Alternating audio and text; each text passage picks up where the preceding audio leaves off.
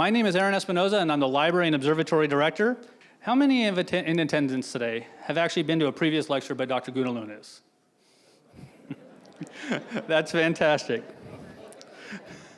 For those of you that are new to this series, you're in for a real treat. Dr. Gudelunas is not only a library favorite, but a very well-known American history professor who has taught at College of the Desert here in the Coachella Valley, as well as many other colleges.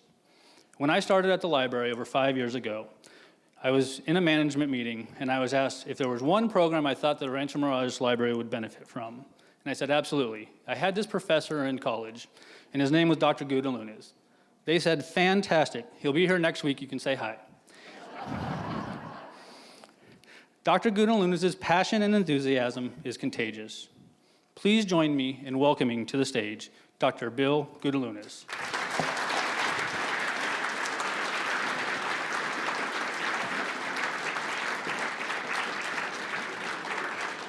Thank you, Aaron. Is my mic on? Thank you, Aaron. I'm always good to see a former student make as good as Aaron did. But I have to tell you, he took me for about 7 courses between COD and Cal State here. That's because he couldn't pass anybody else. He didn't hear that. He's going to. And he tells me there's almost 400 people here. Now, when I go back east, I'm going to tell all my friends there's 800. And it was the biggest crowd ever. Ever.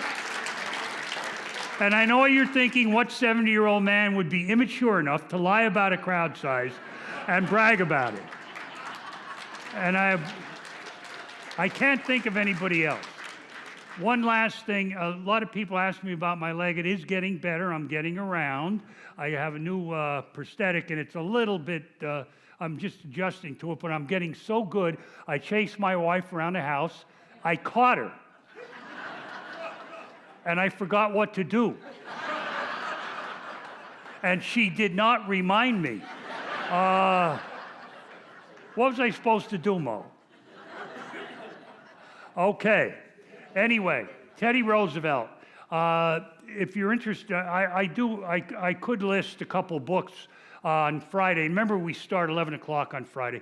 But the best, probably, multi-volume biography of Teddy Roosevelt was by Edmund Morris, and the last edition was Theodore Rex, Theodore King, and there have been many books written about Teddy Roosevelt, but he did so many things. Roosevelt the first, he was born in New York City in 1858. There have only been 2 presidents in the United States born in New York City, and I think you could guess the other one. Do I have Trump on a mind or what? I'm bigly on that. But he was born and raised in around New York. Actually, he lived in Oyster Bay on Long Island. If you've ever been to Fire Island there, that eastern end of Long Island. His father was very wealthy, another similarity with Trump. And he had really a privileged childhood, except that he was sick. He was born almost a parallel to Kennedy here. He was born with asthma. He had a lot of ailments, and that's one reason he became so dedicated to building up his body. By the time he died, he was well over 200 pounds. He never grew much taller than 5'8", 5'9", but he was always into exercise and all that kind of stuff, and he was always a very robust guy. But he died young. He died at 60. And I just want to put things, and that's really young when you get to be my age, just getting started. But he was president from 1901 to 1909. From September of 1901, when President McKinley was assassinated, he was the vice president. He moved up, and he later became the first vice president, the first one ever to succeed to the presidency, who was then reelected in his own right. All previous vice presidents who succeeded on the death of a president either were not renominated, or if they were, they didn't win. So and at 42, he was our youngest president. In 1901, he was 42. The youngest president ever elected was Jack Kennedy, who was 43, but he was the youngest man. To put it in perspective, he served 7.5 years as president, and he was barely 50 when he left office. Now, especially today, with some of these candidates, I feel young. I really like going to Sacred Heart Church at 4 o'clock on Saturday because I'm in the younger half the crowd. It makes me feel good. And I love watching these candidates announce now. I mean, they're 80 years old and they're running for a 6-year Senate term. Mitch McConnell's going to run again. Where would we be without Mitch? He's Mitching in action lately. Mitching, I like that one. What was she? Dianne Feinstein, she'll be over 90 when her term. Okay, so I could still get started. Okay, but anyway, he was born and raised in New York City. His father was very wealthy.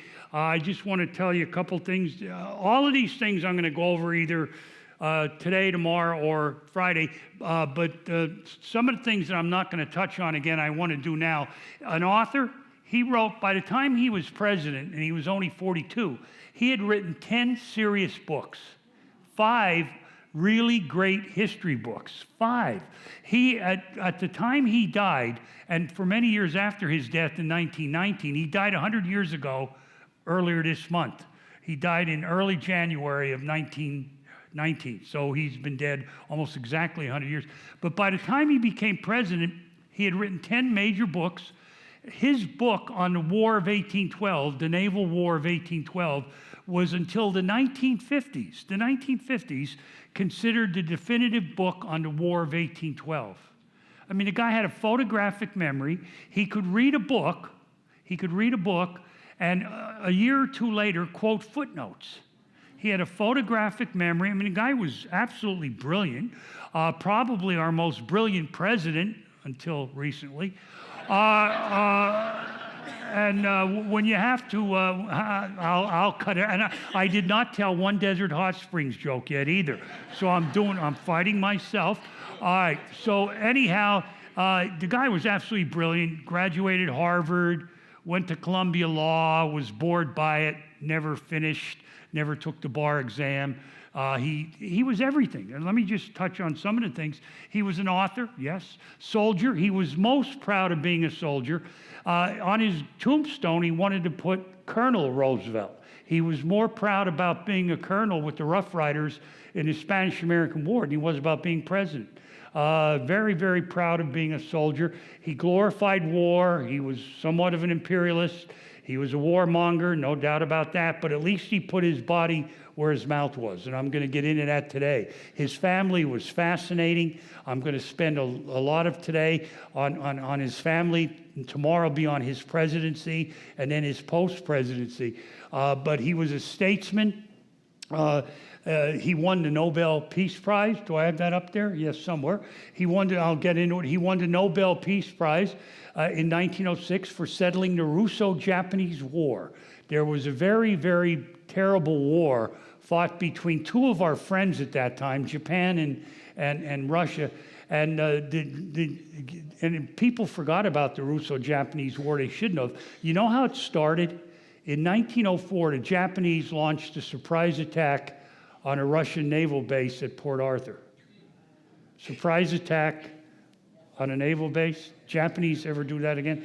Okay, but if you didn't study this kind of stuff, that's one reason they say about Pearl Harbor, we should have known the Japanese might do that. They did it in the past, but most people didn't even know about the Russo-Japanese War. But it was a very bloody, terrible war. The Japanese won every battle on land and on sea. It was the first time, at least in recorded history, that a non-white nation had beaten a white nation in a war badly. But the Japanese had overextended. They won so much ground so quickly they couldn't keep up. So they wanted to end the war, and the Russians wanted to end the war with honor because they were getting clobbered on the land, on sea, everywhere. So Roosevelt agreed, as he was a mutual friend of both the Japanese and the Russians, that he would help mediate, and he encouraged the Japanese and Russians to come to Portsmouth, New Hampshire. Even though he didn't actually go there, he kept in touch by telegraph and everything else. Phones at that time were somewhat available. And he did he always said, speak softly and carry a big stick. And he kind of big sticked both the Russians and the Japanese into accepting a fairly even-handed peace treaty. The Japanese wanted an indemnity from Russia. They didn't get it, but they did get some land off the Chinese, even though they weren't involved in a war. And the Japanese did take the southern half of Sakhalin Island from the Russians. So the Japanese got something. The Russians didn't lose too much. So both sides signed the peace treaty. And for that, Roosevelt was given a Nobel Peace Prize. The first American, I think, to win any kind of a Nobel Peace Prize, and the first of 4 American presidents to win a Nobel Peace Prize. Roosevelt, his archenemy Wilson won a Nobel Peace Prize. Jimmy Carter, although 21 years after, remember him and Menachem Begin and, Anwar Sadat? Well, Carter got the prize 21 years after those other 2 gentlemen. And then, of course, Barack Obama, even though he didn't do anything.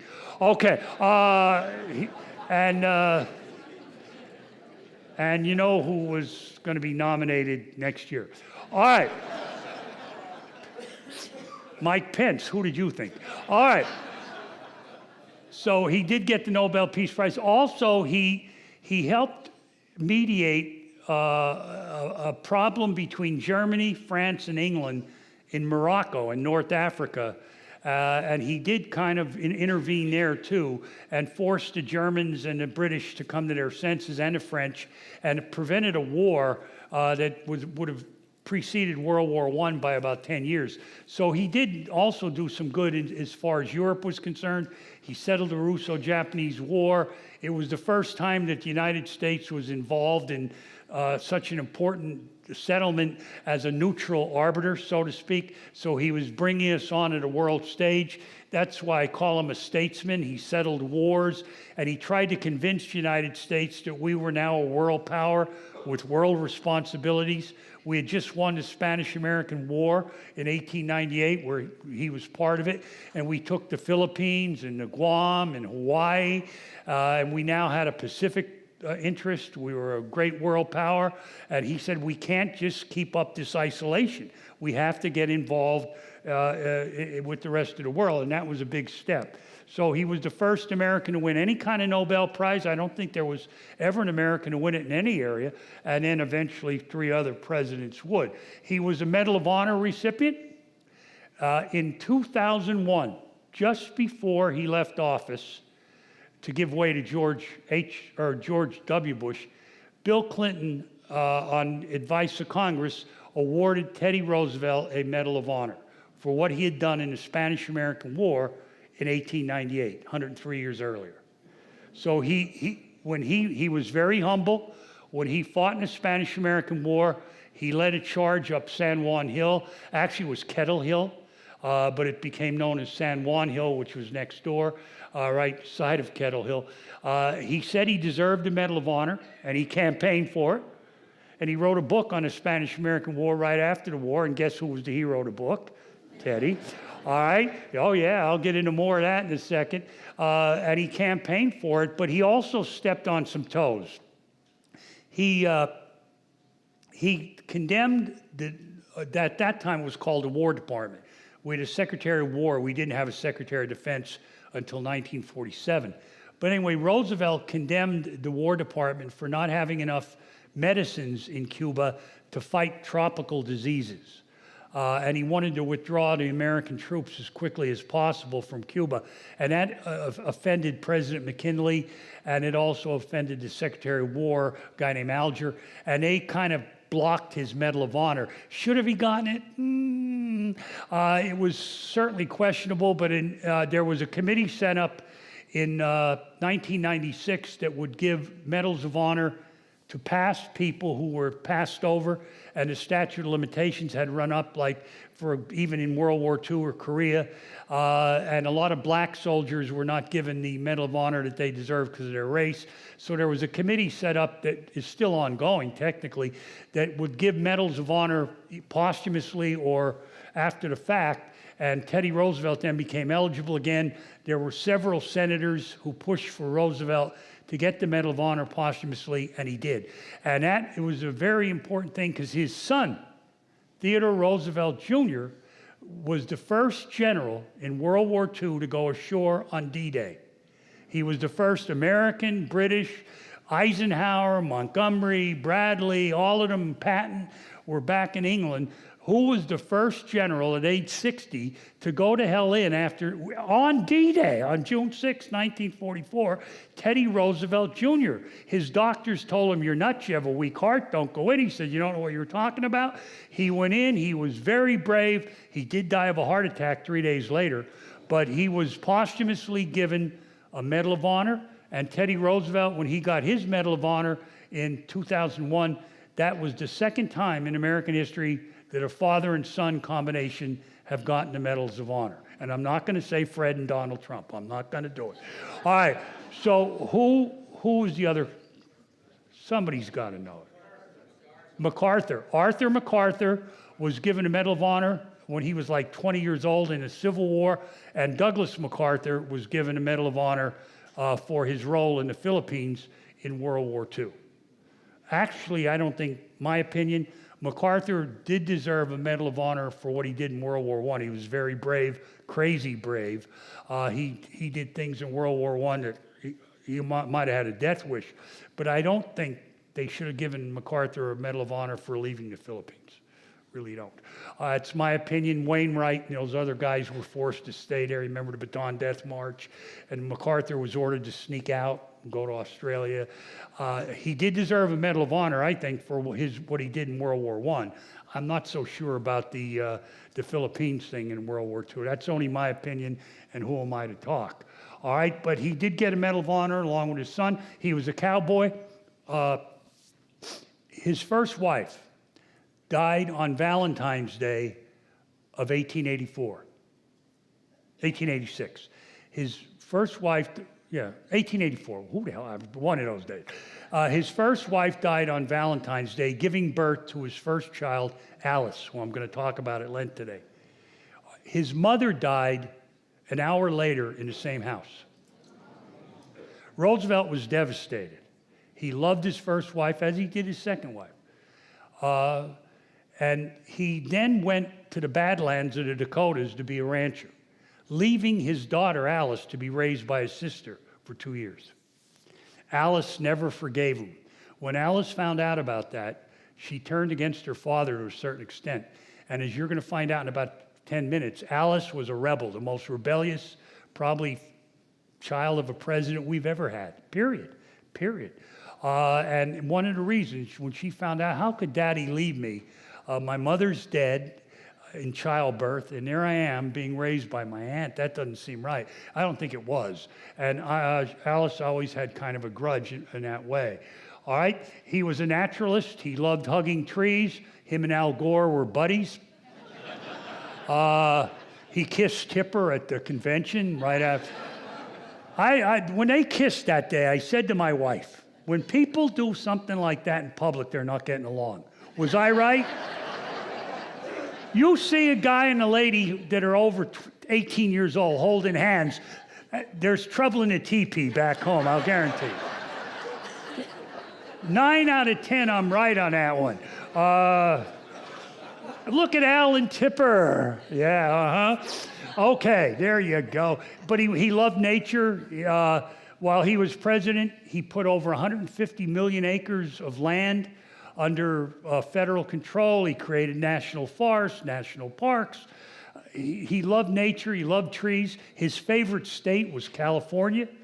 He really loved California because of how varied we are. My son just took a big job in Florida. Florida's a wonderful state, but it's flat. Whole darn state. California's everything. You have everything out here. Back east, they call us the land of fruits, flakes, and nuts, but that's just jealousy speaking. We got Governor Moonbeam. Oh, we did. He's gone. He'll be here next week, right? Isn't Jerry Brown? He's going to be here, right? Yeah, there you go. All right. He was an explorer. After he left the White House, he took a big game tour of Africa, where the great lover of animals killed over 200 animals. Hypocrite, that's okay. But he explored Africa, and then after he lost the election of 1912, he was president, tried to come back 4 years later, run again, he lost. Then he took an exploration of South America. In fact, he discovered a river, the River of Doubt, which they renamed Rio Roosevelt. There is a river in South America called Rio Roosevelt. There is. Believe me. He was a politician. He was the youngest assembly member in New York State Assembly. He was police commissioner of New York for a while. He ran for mayor of New York, only to lose. He lost to a guy named Abram Hewitt. But then he did become a police commissioner. He was on the U.S. Civil Service Commission. He did many things. He was vice president, and eventually, he was governor of New York, and then he eventually became vice president and president. So, truly a politician, kind of a reformer, a self-promoter, a big mouth. Self-promoter, big mouth, yeah. I think I have a paper here. Let's compare. He was a conservationist, a savior of college football. Yep. I know a lot of you guys and women will be interested in this. College football was, other than baseball, the most popular sport in America at the turn of the 20th century. Roosevelt loved football because he said it made men out of men, and it prepared them for the military. He always had this military thing about it. But football was dangerous. In 1902, 03, into 1906, over 100 college students died playing football. There was very little equipment. They used flying wedges. The forward pass was illegal. Where would Tom Brady be if they didn't? People died. There were no helmets, anything like that. Lyndon Johnson once said, that's the trouble with Jerry Ford. He played football before he had to wear a helmet. And Jerry just laughed at him, but that's true. But anyhow, Roosevelt didn't want to see football go down the drain, so he called the three leading football powers, their presidents, to come to Washington to talk to him. The three leading powers at that time were Alabama, Clemson, and the three leading football powers, get this, Yale, Harvard, and Princeton. There you go. And he got them to change the rules. They formed something called the Intercollegiate Athletic Association. They agreed to legalize the forward pass. They agreed to make the first down 10 yards instead of 5 yards, so you'd be less prone to have those flying wedges. They outlawed certain formations like the flying wedge, and they put a neutral zone in between the offensive and defensive lines. And that saved college football. Contrary to myth, he did not form the NCAA. That was an outgrowth of the IAA, but he was instrumental in forming the Intercollegiate Athletic Association, which later on grew into the NCAA. So he saved college football in a way, and he did it mainly because of its military applications. The builder of the Panama Canal, I'm going to talk about that at much more length, but we were talking about building a canal somewhere in Central America for many years. Roosevelt took it out of the conversation stage. He said, by the time my first term is over, I'm going to have a route picked and we're going to start construction of the Panama Canal, or a canal somewhere. Nicaragua, he didn't care if you build it from San Francisco to New York, as long as you built a canal. And he wanted it started before he was up for re-election in 1904, and he did. He took the Panama, he got Congress to choose the Panama site rather than Nicaragua, because he could get it started quicker. Probably was a mistake. I'll get into that later. It wasn't very honorable the way he took the Panama Canal Zone. He, in essence, ripped it off of a country called Colombia. Colombia didn't want to sell us the Canal Zone. They owned Panama at that time. And Roosevelt said, what right does Colombia have not to sell us their Canal Zone? He called them a bunch of Dagos, literally. And he simply started a little revolution in Panama with a little help from the American Navy. They won, and 10 hours later, after the revolution started, we recognized Panama, and within a week, they gave us the Canal Zone, which I remember back when Jimmy Carter gave the Canal Zone back to Panama. That was ours, let's keep it. Was it ours? Did we get it honorably? Not really. But he started the Panama Canal in 1904, and providentially, it opened in 1914, at least limited traffic, which was very important because that was the year World War I started. And of course, we eventually got involved, and the Panama Canal was just absolutely important. All right, he's the occupant of Mount Rushmore. I'm going to have a picture of that in a minute. Who's on Mount Rushmore? Washington, Jefferson, Lincoln, Teddy Roosevelt. Right? I'll show you the Badlands of South Dakota, where he actually had a ranch. He was the historian. I told you, he wrote books on the War of 1812, wrote a definitive book about America around 1850, at the time of the Compromise of 1850. He was a police commissioner, President of the United States from 1901. He was what? An American. He was the quintessential American. There was a guy in comic strips at that time named Frank Merriwell, who was the all-American boy, I think from Yale or Harvard. He was a football player, a soldier, he was everything. And Teddy Roosevelt wanted to be that. And he was as close to being Frank Merriwell as I think anybody was. He made a lot of himself. He had a brilliant mind. He made himself a strong man. By the time he died, he was very obese. He loved pastries. He could diet, but he couldn't give up pastries. That's like saying, I'm going to give up drinking, but I won't drink anymore except beer. That doesn't work. And he was quite heavy by the time he died. But anyway, there's Mount Rushmore. And there is our Teddy. Him with he was famous for his teeth. He always showed his teeth, right? And it's pronounced pince-nez glasses. Pince-nez. They pinch your nose. Those glasses, what do you call rims? What the hell? Over your ear. What do you call stems, right? The glasses without stems, they pinch your ears, nose. So that's pince-nez in French. Yeah. They don't have any stems. Well, he had the pince-nez glasses. He had the big teeth. He was very famous for all that. Now, I have bad news for Teddy, though. There is a bill in Congress now to update Mount Rushmore.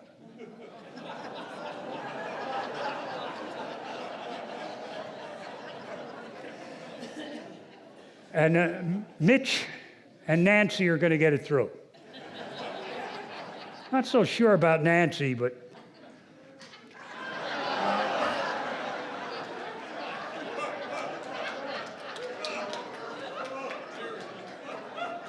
you like him? Do you? Good for you. All right.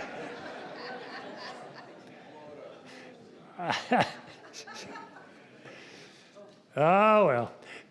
On the rankings of presidents, and I'm sorry if anybody's offended because Obama's in dark there, but this thing was taken when he was still president, and that's why.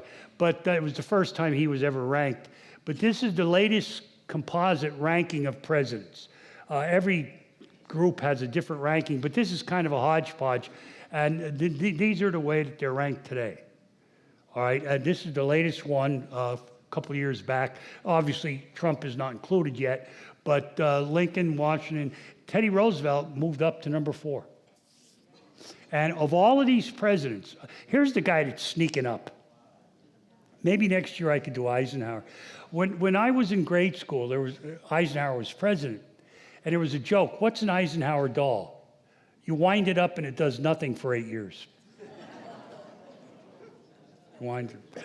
Okay. But anyway, Eisenhower's sneaking up. He was a lot better president than we originally thought. Truman slipped a little, but you could see these two guys, I don't know. Kennedy's my all-time hero. He was the first Catholic president. I was going to be the second. And I still could be. We've never had another one. No? So there you go. And then Ronald Reagan, okay. And then there are the rest of them, okay. And that's where Jackson has slipped. I did Jackson last year, right? Yeah, you notice he slipped because of the thing with the Indians, that he mistreated the Indians. Elizabeth Warren made sure he got dropped. And he also owned slaves, which I don't know if that should be held against him, because back then it was legal. I mean, I don't know. All right. And what's named after our Teddy? The teddy bear. Notice the pince-nez glasses on that? See it there? That's actually a monocle. But you see?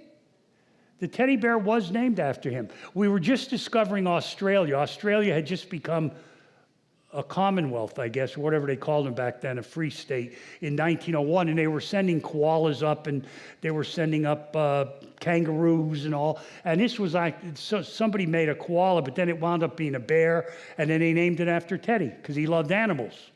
He never saw an animal he didn't want to shoot. Okay, that's the one thing I love animals. I'd rather hurt a human than a dog, really. Especially some that I'm thinking of. Okay, but anyway, there you go. All right, now his family, and I'm going to spend a little time on his family. His presidency is tomorrow, right? And all those things I kind of glossed over on that before American, I am going to go over in more detail. All right, his first wife, very, very, I think, beautiful woman, Alice Lee Roosevelt, 1884. That's when she died, on Valentine's Day, right before his mother died in the same house. You know that story. All right, she died giving birth to, that was his second wife, Edith Carreau, who outlived him. By his first wife, he had one kid, one child, Alice, and then by his second wife, he had 5 children. 4 boys and a girl. So he had 6 kids altogether. And when he was president at 42, his youngest child was 4. And that was never topped until Kennedy came in, obviously. All right, so there you go. That was his daughter by his first wife. Absolutely beautiful. I don't want to be a dirty old man, but I am a dirty old man, yeah, I know. But at least I've been consistent. I was a dirty young man, dirty middle-aged man, now I'm a dirty old man. And Pete Rose said that gets you into the Hall of Fame. So I'm in a dirty old man Hall of Fame. And looking around this audience, I could see quite a few guys who fit that description. All right, but anyway, that very beautiful, very rebellious. She never finished college, his only child that didn't. She smoked and drank in public, dated married men, just was a rebel. And I think it stemmed from the fact that she held a grudge against him for that 2 years. Plus, when he remarried, she was the only child by his first wife. And she had a terrible relationship with his second wife. And she always felt ostracized. And I mean, she rebelled in every way you could. Openly drove around in cars with married men, unmarried, but it didn't matter. She smoked, drank, wore risque clothing, even wore a bathing suit, for God's sake, you know. But she was quite the looker. She lived until 96. She was at Kennedy's inaugural, met Lyndon Johnson, and I'll talk about that in a second. She was called Washington's second monument. She became one of the leading socialites in Washington. To be invited to one of her parties proved you had it made. She eventually endorsed Democrats, Republicans, and incidentally, Teddy Roosevelt was the 5th cousin of Franklin Roosevelt. And Teddy Roosevelt, there was an alcohol gene, and this is going to be tragic. There was a gene of alcoholism that ran in the Roosevelt family. And Teddy's brother Elliot died of alcoholism at a very young age. And when Elliot's daughter, Eleanor, got married, when Eleanor Roosevelt married, she asked Uncle Teddy, who was then president, to give her away when she married Franklin Roosevelt. So Eleanor Roosevelt was his niece. Franklin Roosevelt was his 5th cousin. Eleanor and Franklin Roosevelt were 5th cousins once removed. Incest is best. So, but anyway, how would you like a movie of that wedding? Eleanor Roosevelt marrying Franklin Roosevelt, being given away by President Theodore Roosevelt. Wow. Okay?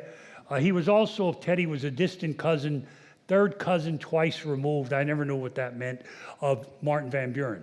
But he was, so there's Alice.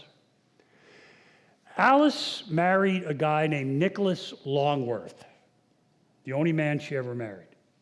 He was much older than her. They had a very troubled marriage. You know what I'm getting at. Okay? She had a torrid affair with this guy, Senator William Borah, one of the most famous senators in American history. He, along with Henry Cabot Lodge and a guy named Hiram Johnson from here in California, almost single-handedly, the three of them, torpedoed Wilson's League of Nations after World War I. Boral was a very handsome, well, I guess, very well-spoken, powerful senator. He was very much married to a very wealthy woman. But he and Alice had a torrid affair. And Alice got pregnant and never hid the fact that Longworth, who she never divorced, Longworth was not the father he was.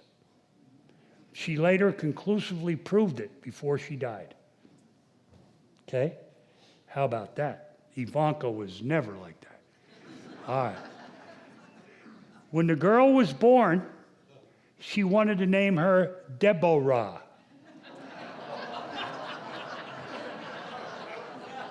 That's true. You can't make this stuff up. She wanted to name her Deborah. Longworth said, wait a minute, Alice, I'm not going to go that far. I'll support the kid and I'll claim it's mine and all that, but come on. So she settled on Paulina. Paulina turned out to be very beautiful, but if anything, Alice was jealous about her daughter being more beautiful than her. Yeah, I'm serious. And they had a very troubled relationship. And in fact, at age 30, Paulina committed suicide by overdose. Swallowed a whole bottle of sleeping pills and washed it down with a little vodka. That'll do it. That was the drug of suicide choice back then. So this poor daughter, Alice she always felt she was not treated properly, certainly didn't treat her properly. And her father died young too, a very wealthy man who was married into the Ruger gun family. So she had everything going for her, beauty, married a decent guy, had a lot of money, all that kind of stuff, but committed suicide. Very depressive, very alcoholic.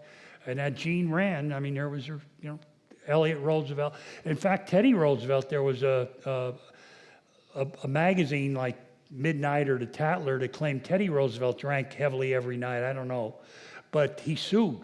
And he settled. They retracted the story. The magazine retracted the story, and he settled for 10 cents.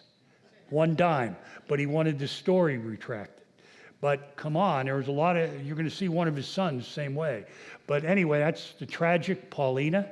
Although ironically, she had 1 daughter, and Alice raised that daughter and got along famously with her granddaughter, but kind of hated her own daughter. I mean, come on, this stuff is really hard to even imagine. Alice, you didn't want to cross her. She had something to say about everybody. What did she say about her father? And this is the truth. My father is so egotistical that he wants to be the baby at every christening, the bride at every wedding, and the corpse at every funeral. Now, could you think of another president in our history?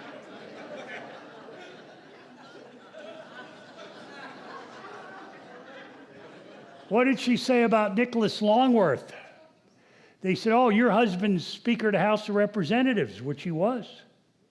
She said, no, he's an alcoholic who happens to be Speaker of the House of Representatives.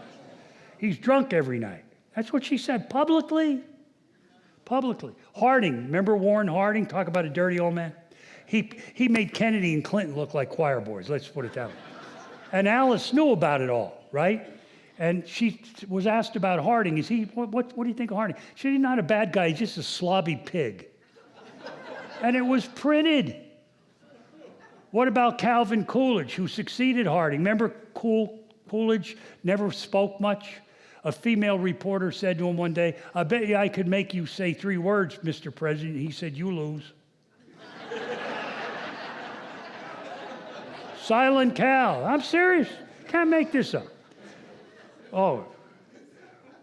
What did our Alice say about Coolidge? He's so miserable and dour, it looks like he was weaned on a dill pickle. Remember Tom Dewey? He ran for president against Roosevelt in 44. I noticed Winnick is coming in on a book on 1944, and it gets into this election where Dewey lost to Roosevelt. Dewey was the governor of New York, the crime buster, put Lucky Luciano in jail. Tom Dewey was Mr. Perfect, perfect hair, perfect suit, perfect everything, right? Little mustache, perfect. And he's the guy that loses again in 48 to Truman in the so-called miracle of 48, which really wasn't a miracle at all. You should have seen it coming like a freight train. But anyway, Tom Dewey was Mr. Perfect. Everything was always just so. And she was asked about Tom Dewey, who she didn't like, and she said, he's so damn perfect, he looks like the guy on top of the wedding cake. Now, come on, Bill. LBJ. She was at Kennedy's inaugural, and she wanted to meet Lyndon Johnson because she knew her time was near, and she had met every president from McKinley on, and she wanted to meet Lyndon Johnson, who she suspected might be her last president. So she came in to meet Lyndon in the Oval Office, and Lyndon knew what a socialite she was. And she's 82 or 83 at this time. She had a big hat on, big hat. And he said, Alice, what the hell are you wearing that hat for? She said, because I know about you. If I don't wear a hat, you're going to try to kiss me and grope me.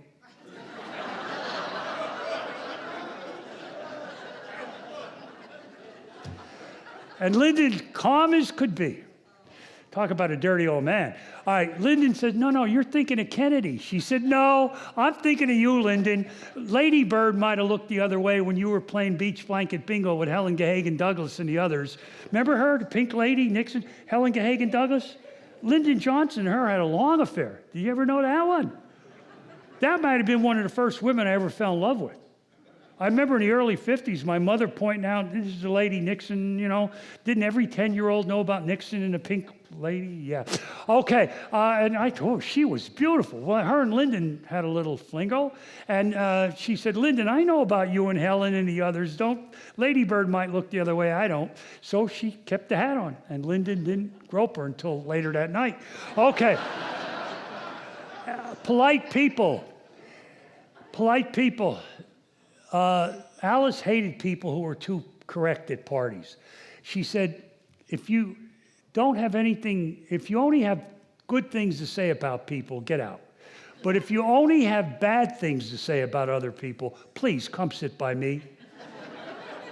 And one I wasn't going to put up, but you're a good audience, married men. She was asked, Alice, why do you date married men? You could get anybody you want. Why are you always dating married men? She said, because men are like horses. They're better when they're broken in.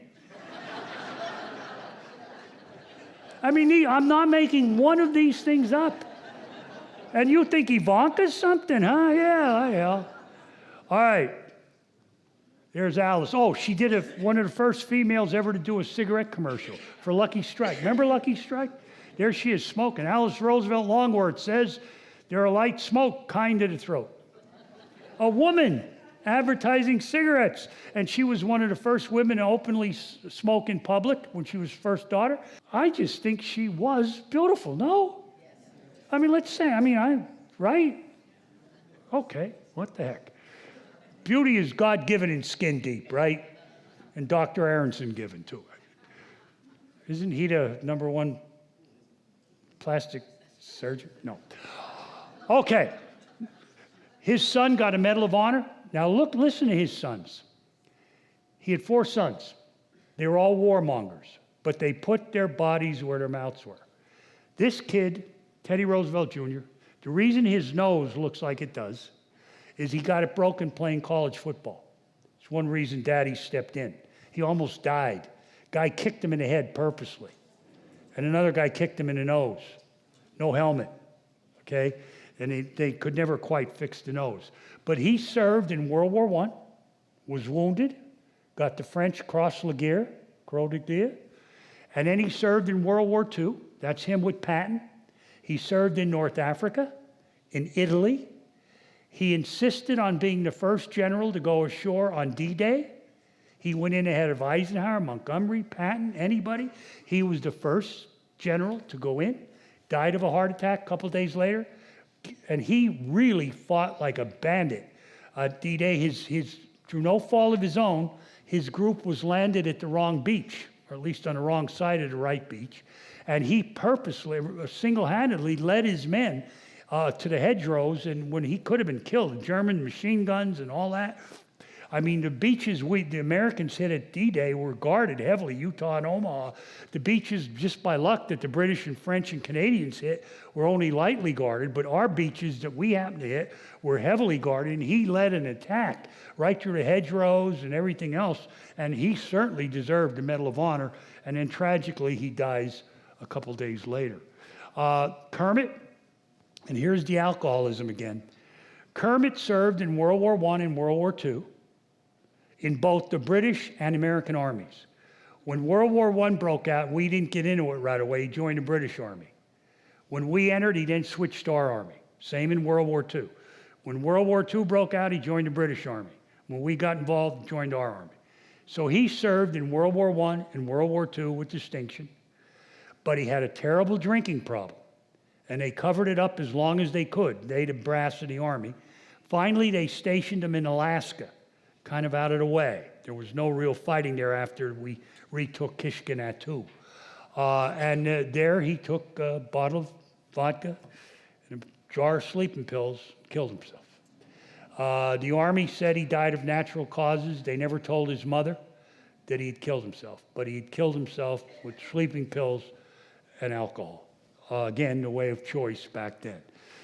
Kermit, good-looking guy, went with Roosevelt on both of his exploration tours into Africa and South America, but just could never beat John Barleycorn. Could never, ever beat it. Ethel, his daughter by his second wife, I think she's as pretty as Alice. Just not as big a mouth. Okay? She served as a nurse in World War I. She wanted to join combat. Of course, women weren't allowed in combat. So she did the next best thing she could do.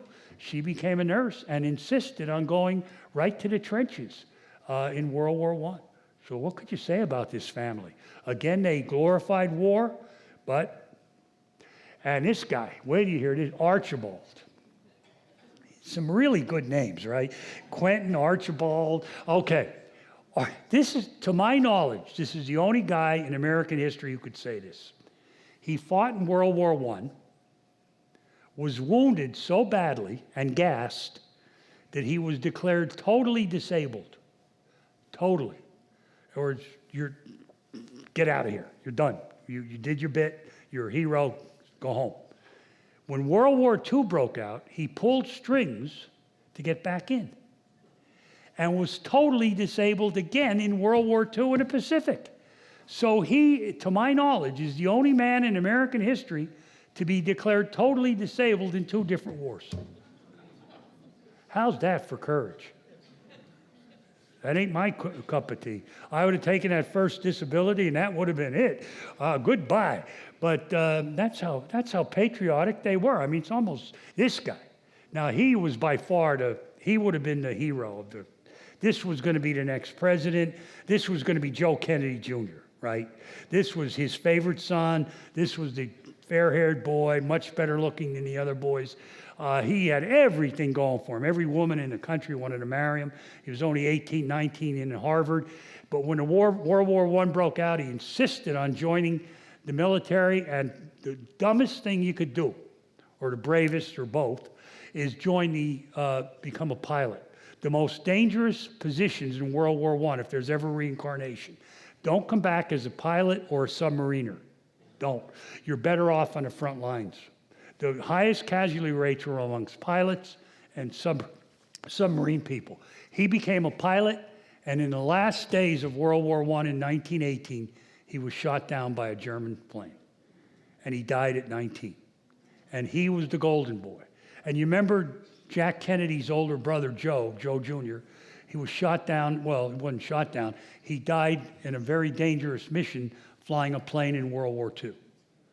So there are a lot of parallels there too. Okay? Now, what a family, huh? I don't think there's another presidential family, I really mean this, that could say that. During Vietnam, there were hawks were people who favored the war, doves were people who opposed it, right? And chicken hawks were people who favored the war but didn't want to fight. They wanted other guys to fight, right? Well, the Roosevelts were hawks, but they weren't what? They weren't chicken hawks. They were there.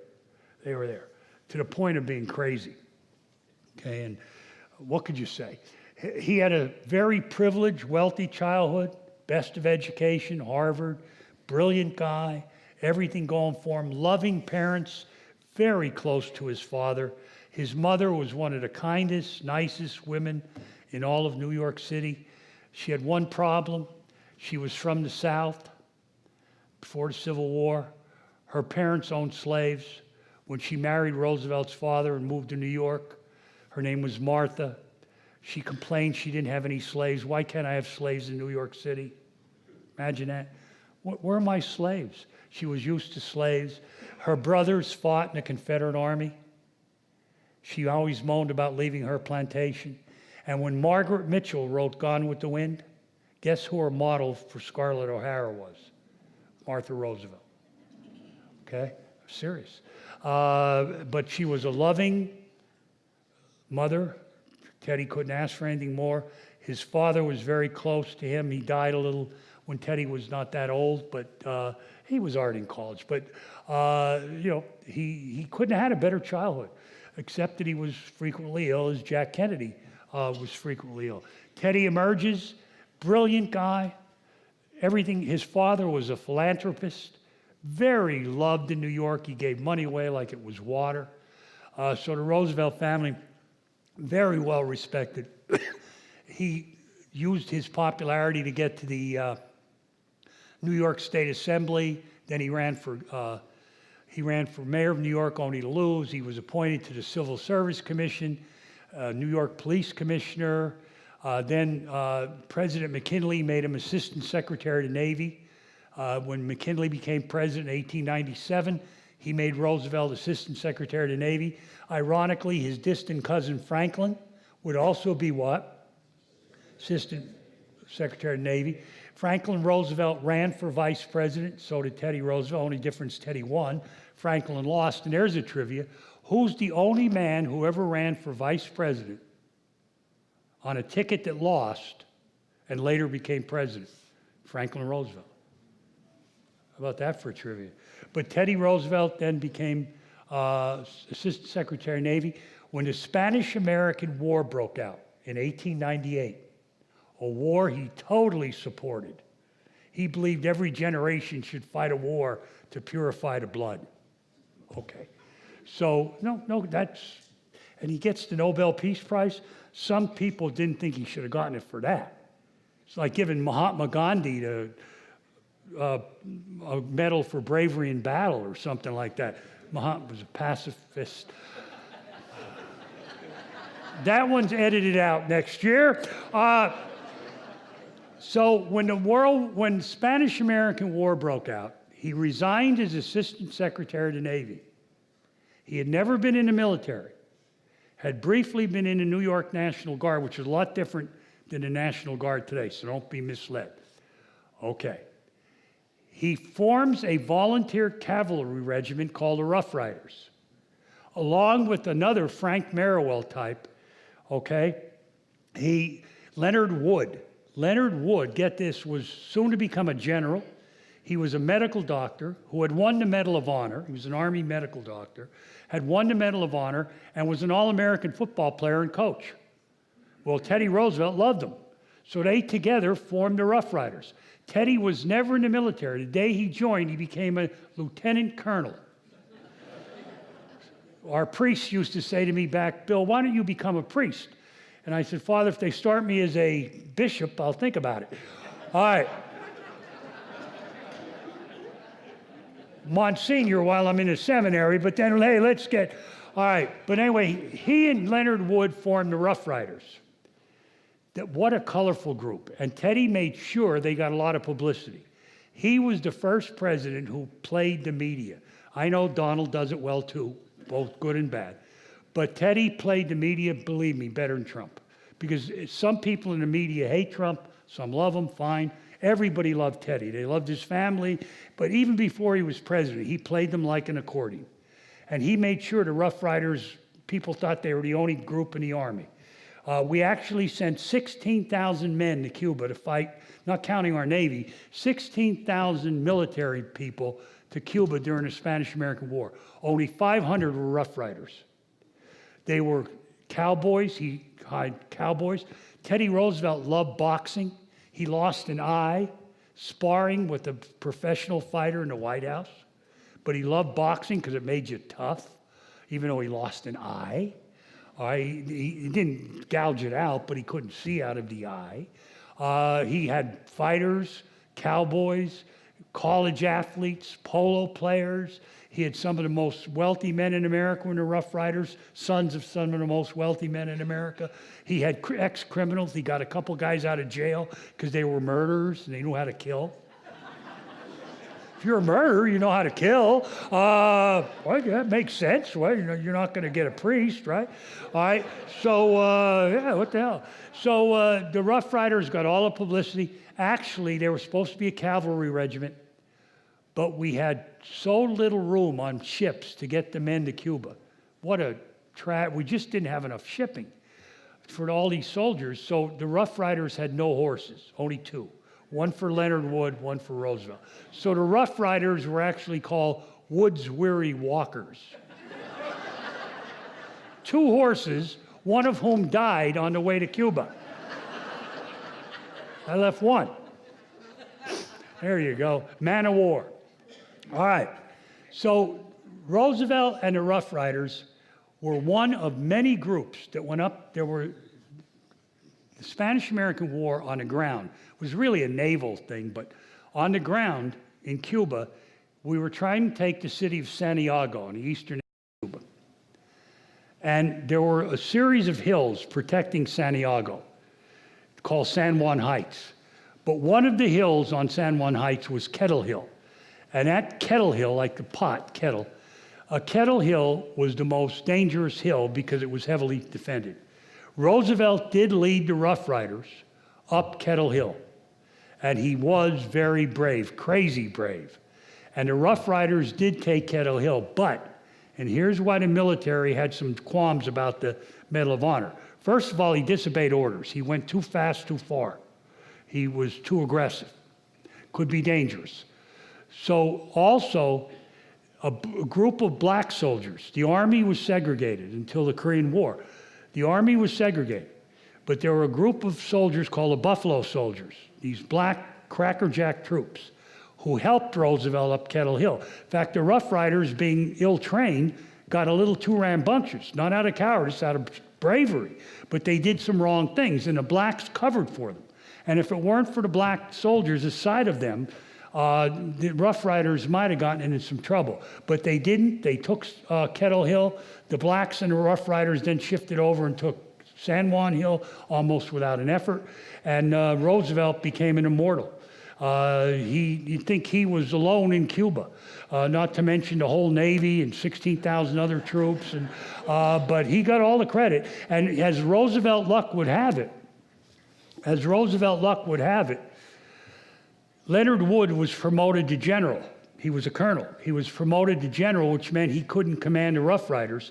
So Roosevelt was promoted from lieutenant colonel to colonel, and he commanded the Rough Riders, else it would have been Leonard Wood going up Kettle Hill. Leonard Wood almost became president in 1920. He was almost nominated by the Republicans. Had he been, he would have been elected. Any Republican would have been elected in 1920, except Dick Cheney.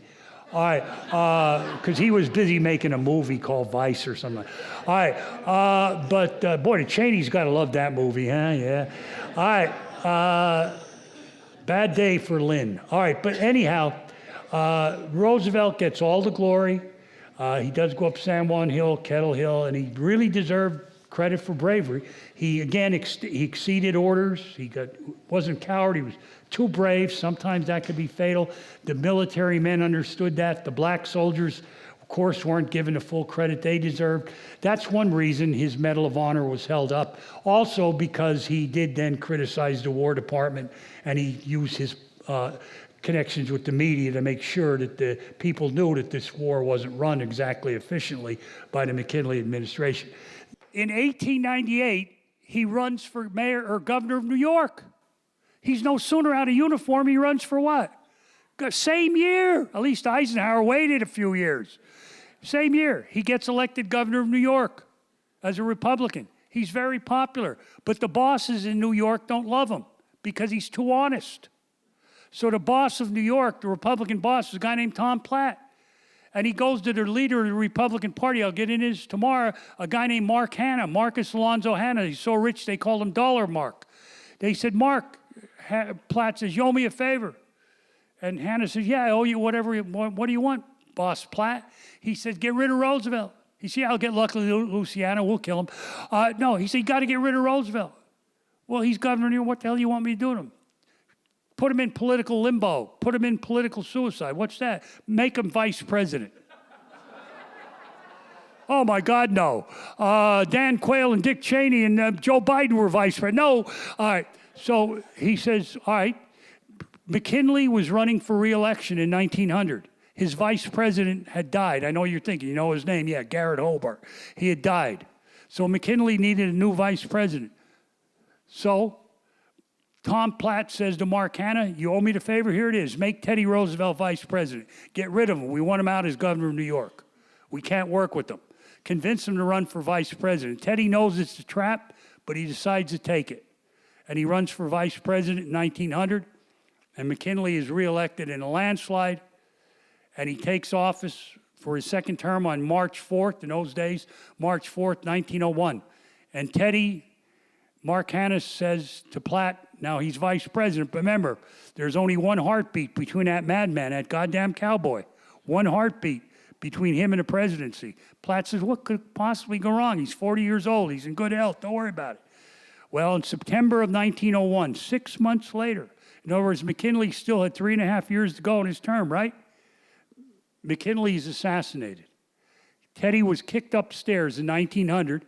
He was made vice president to get him out of New York, thinking that was it. His political career is over because the vice presidency was a laughingstock, right?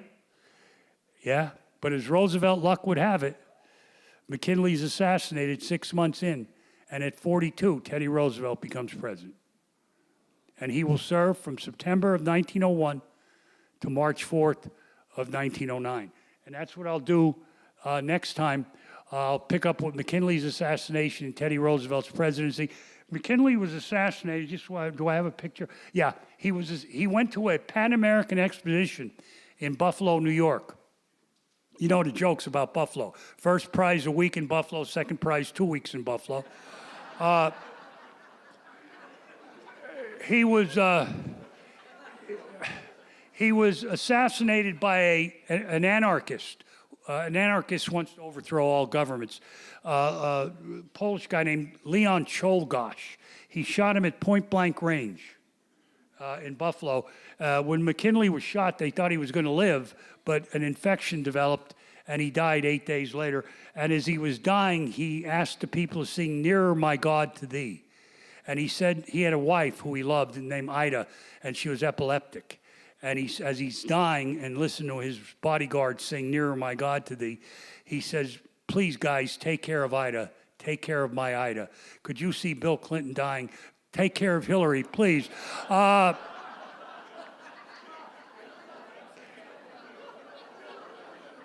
Hillary would say, that philandering SOB, I'll take care of myself, let him die.